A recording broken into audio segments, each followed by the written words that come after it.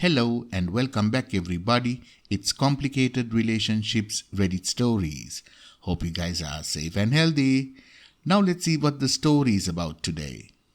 What if you confront your wife of 11 years with 2 kids together for cheating on you for more than 2 years? She challenges you that you will never divorce her because she's hot and you are spineless. Now let's hear all about it in today's story. Also, if you like my kind of content, please give this video a thumbs up and do subscribe to the channel. Well, technically, it started before that. Our marriage was rocky by year 5. We had started growing apart, annoyances became resentment, resentment became anger, and we began arguing over the smallest things. It felt like we were roommates. By that time, we had 1 kid and another one on the way, so we tried to work things out. It didn't get better. We didn't communicate. I was busy with my career, and because she had a more flexible job, I assumed she would take care of the kids and house and her job while I focused on my career. Looking back now, that was a huge mistake. I let things fall apart. I took our relationship for granted. It doesn't excuse what she would end up doing. I should have communicated. I should have helped more. Too late now. A few years later, she began to change, spending more time on the phone, changed her grooming habits, started staying awake till late, etc. I confronted her about my suspicions, and she unloaded on me, screaming that she wasn't doing anything and maybe I was the one cheating. I backed down, became extremely introspective, and realized I had been a bad husband and started to help more. OP tried to be present in her life, but the reasons he suspected something was wrong in the first place didn't go away. So, one night, while she was asleep upstairs, I took her phone and unlocked it with her thumb. My heart was racing, but there was nothing there. A few short, deleted texts, some odd half messages. Scrolling down further, I get to a message from a guy named M. Looks innocent, but then I see it. Oops, sorry, didn't use the secret app. What? What app could he be talking about? So, I started to search through her phone. It was hidden behind folders, but I found her chat app. I opened it, clicked on the first message, and was greeted by a revealing picture of my wife, followed by another, and a pic from this guy, and a video, and more. I didn't know him. I cannot express how I felt in that moment. I started reading. He lived in Vegas. She visited him with her 2 best friends a few months ago. They met. He was a total D-bag, asking her to do certain things, trying to get her friends involved, etc. The way she spoke back to him wasn't even my wife. Who was this person? The conversation went back 3 years.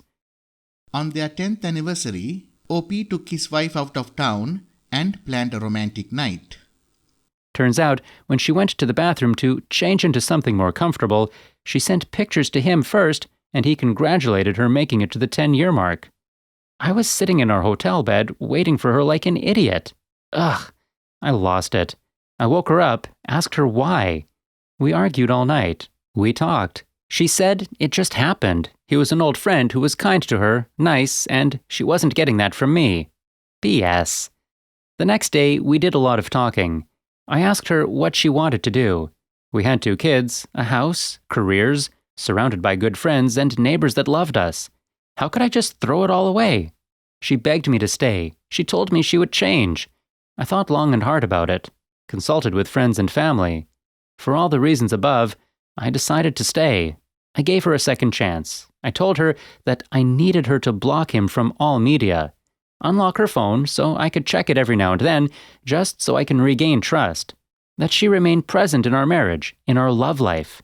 She agreed to everything. She said she felt like she was living a double life, and it was a weight off her shoulders, and it was good. And for once in a long time, we were good. OP says the next 3 months were awesome. Hanging out with the wife more, intimacy skyrocketed, and they started caring for each other again. Then I went out of town on my annual trip with my closest guy friends. I was gone for 5 days, and things seemed fine at first. She sent me some hot pics of her while I was away, told me she missed me all the time. Then she accidentally posted one of the revealing pics that she told me she deleted after she sent me to her chat story. Oops. Apparently, only 2 or 3 people saw it, and she pulled it down right away. I saw it. I asked her why she did that, who she was trying to send it to.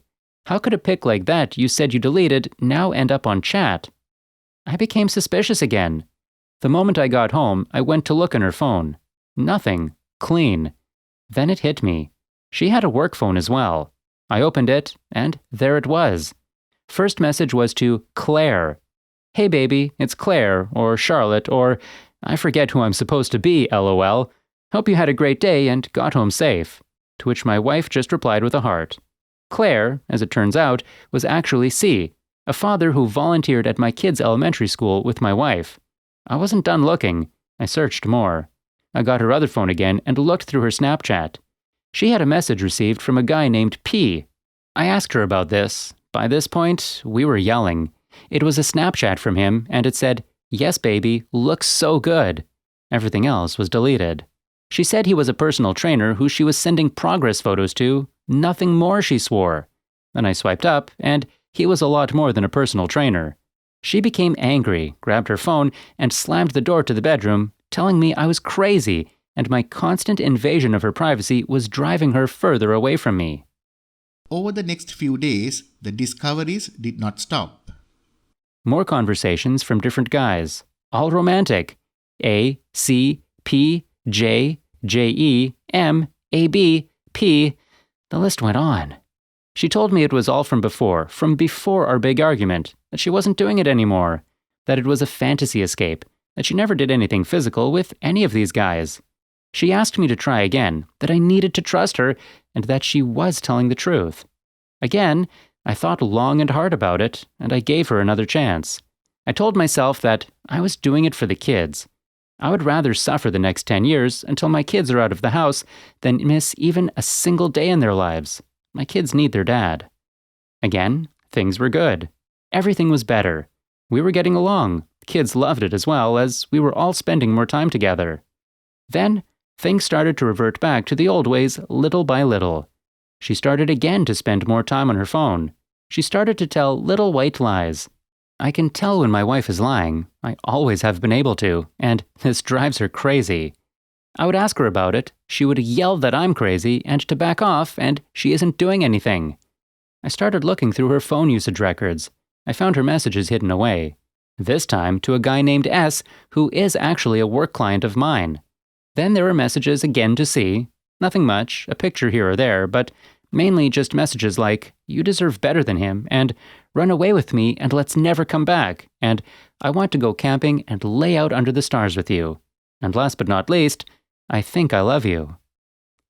She swore to OP that it was just chatting, nothing was real, and it was her escape where she can be loved and not always under his control. The kids started to cover their ears and run into another room every time we ever started to raise our voices. Why couldn't I leave? Why was I still there? I couldn't figure it out. She deleted Chat app again for the 10th time. Fast forward a month and I just installed a new wireless router in the house. One that tracks what all the devices are doing and what apps are being used, and there it was, the Chat app. 2 hours and 10 minutes used yesterday. She really did block me from it. She blocked her husband from the app so I wouldn't see when she was online. I was done. I went upstairs, packed a suitcase, and left my house. I called my friend who is a lawyer and told him everything. He is helping me put the paperwork together. I checked into a hotel. My wife was texting, asking me where I was, but I didn't answer. I can't go back. She can't stop. I've turned into a different person. So is she. Oh, the wife lost her job to COVID. Divorce is a long process, and I figured I didn't want to make it look like I was abandoning my family. I told my wife that we needed to figure out child custody schedule first, that we would start integrating it at home while we work on selling the house and putting the divorce paperwork in order. It might not be perfect, but it's a start. Today, I still had moments of weakness, moments of panic, moments where I wanted to run back to her and say, "Fine, let's just have an open relationship." But that never works. I'm way too crazy now to ever allow that. Now, here is an update. We cohabitated for 6 months. We didn't know what we wanted to do. However, I didn't get the courage to finalize my divorce. We talked to a mediation lawyer. I had paperwork drawn up, but I couldn't bring myself to sign it. I was so afraid of divorce, about what it meant to me, to my finances, kids' happiness, assets, including our house, etc. One day, she was drinking with her friends and came home fairly tipsy. I won't go into the details of the story, but I caught her again. She was texting her personal trainer. When I asked her, she got really angry. Called me spineless, said that I would never file for divorce because I would never be able to find a girl hotter than her again in my life. Finally, it hit me. I had reached a point I couldn't come back from. I walked into my office, pulled up the divorce contract, signed it, and calmly hit send. Opie walked back into the kitchen where his ex-wife was standing and told her that he just filed for divorce, then went back to his office. Skip to now. I got out, really well. I kept the house, she moved out. I owe her half the equity, for which I will be paying her for the next 5 years. It's a lot of money, $1 million plus house. We split custody 50-50. She waived her right to alimony.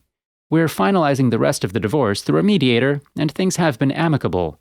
So far, fingers crossed. As for everything else, I tried online dating and found instant success. It was nice to talk to beautiful ladies who actually care. Haha, ex-wife was wrong. Everything was better. I got a huge shot of confidence that had been completely shattered in years prior. It feels really good.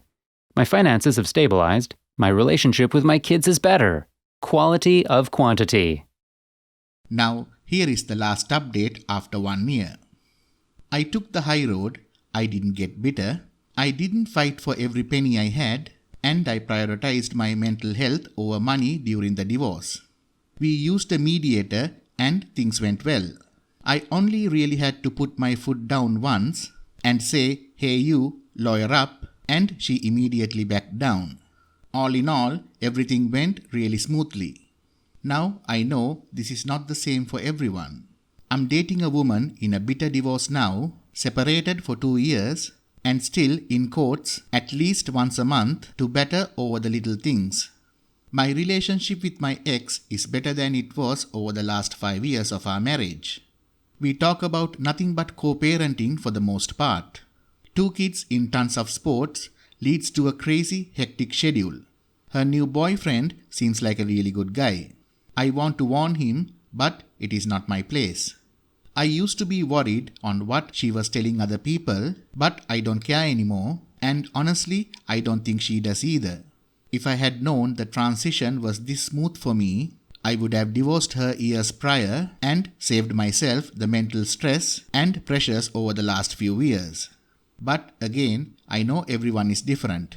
The funny thing is, when I found out my wife was cheating, I also found out her 2 best friends were also cheating. All 3 of them are now divorced. They all encouraged each other and they bragged about it. They all refused to mature, grow old, and settle down. I can't tell you how many times I heard, "I still mentally feel like I'm in college. I don't feel like I'm 30, 35, 40. Every birthday was the same and the drinking was worse. Anyways, here's my advice. Don't sit there and try to repair something that is beyond broken. There is so much better out there, especially if you are sure what you're looking for. In the end, I believe that being single for the rest of my life was better for me mentally than staying in a broken relationship. There is one more thing I need to share with you. When I did file for divorce, I sat my kids down to tell them. The first question my 9-year-old daughter had was, "What took you so long, Dad?" Well, what I can say is, the kids know more than you think. Don't stay in for them. You are teaching them what a broken relationship looks like. End of the story. Well, Lopi, I'm very happy that things are improving for you. You are absolutely correct. Kids are far more observant than you and I think. Take good care of them. Best wishes for your brand new journey. Thank you all for listening. Please like, comment and share the video if you enjoyed it. Also, subscribe to the channel and hit the bell icon so you will be notified when we upload the next video. Take care.